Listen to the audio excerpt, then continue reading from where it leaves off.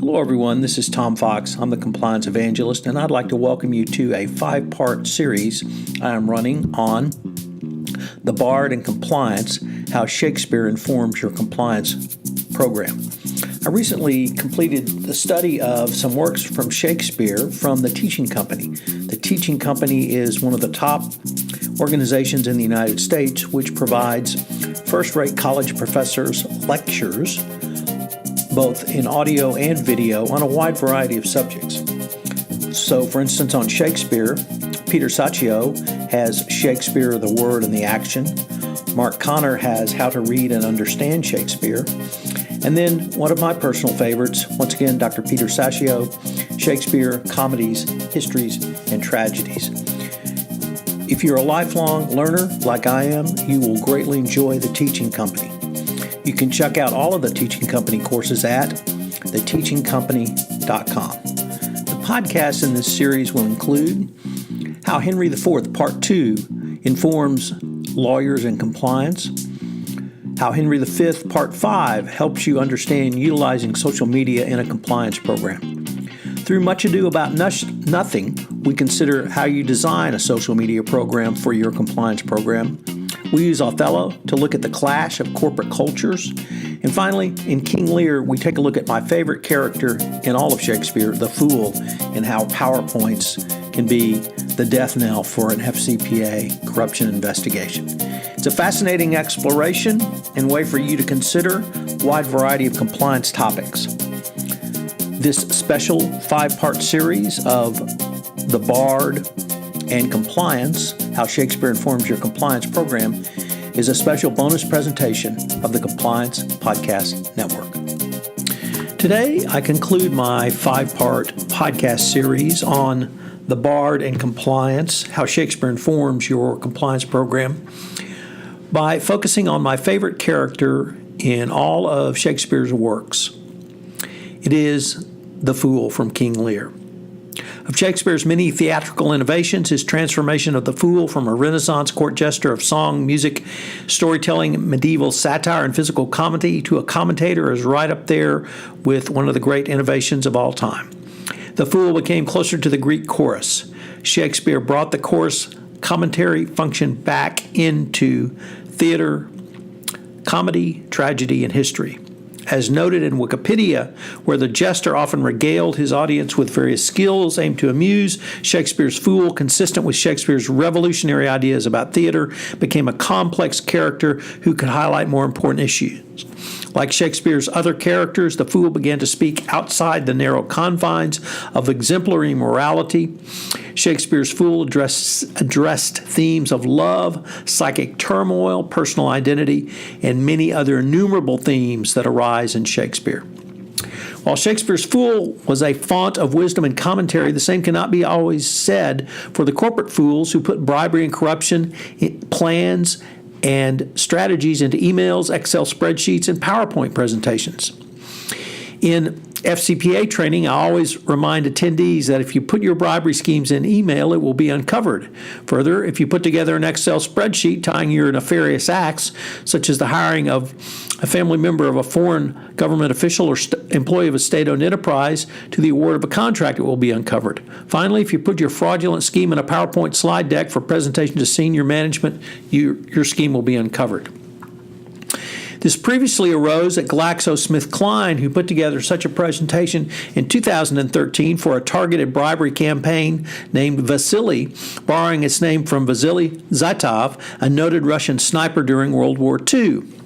The plan targeted 48 doctors and was going to reward them with a percentage of the cash value of the prescriptions or educational credits based upon the number of prescriptions the doctors made. While a Glaxo spokesperson said the company probed the Vasily program and it was not implemented, therefore there was nothing untoward. If you put a bribery scheme which has its own code name into a PowerPoint presentation and present it to senior management, it probably means that there is a propensity for such conduct throughout your system. Next example is Volkswagen and its infamous emissions testing scandals. New York Times reporter Jack Ewing noted that in 2016, a top technology executive had prepared a PowerPoint presentation for management back in 2006, laying out in detail how the automaker could cheat on emissions tests. It is not known how widely noted or how wide the presentation was distributed at Volkswagen, but its existence and the proposal it made to install software highlighted a series of flawed decisions that surrounded the emissions problem. The PowerPoint underscored that people inside Volkswagen were aware that its diesel engines were polluting significantly more than allowed. Yet company executives rejected proposals to improve emissions equipment going forward. As more and more of the Volkswagen internal investigation dribbles out, Volkswagen's claims that its emission testing defeat device was the creation of a small group of rogue engineers is rightly dying a death of 1,000 cuts. The company is beginning to understand that the pattern of those regulatory tests and the presentations were entirely predictable. And a piece of code embedded in the software that controlled the engine could recognize the pattern of testing, activating equipment to reduce engine emissions for testing purposes. This language in the PowerPoint demonstrates that not only the reason behind the defeat device, but the requisite mens rea to prove intent to deceive. Yet this aha moment did not stop Volkswagen one iota. The company made the defeat device better over the years. The software allowed the company to appreciate when the car was being tested, differentiated from when it was on the road. The software measured such criteria as determining whether the steering wheel was in use and other criteria which would note it was being driven on the road. This rogue employee defense was never going to work. To have software in place for 10 years designed to defeat a regulatory scheme requires a wide swath of knowledge in any organization. But not only within the organization, those vendors in the supply chain which supplied component parts or products had to be in on the scheme as well. Moreover, the very top of the company has shown to have been aware of these events.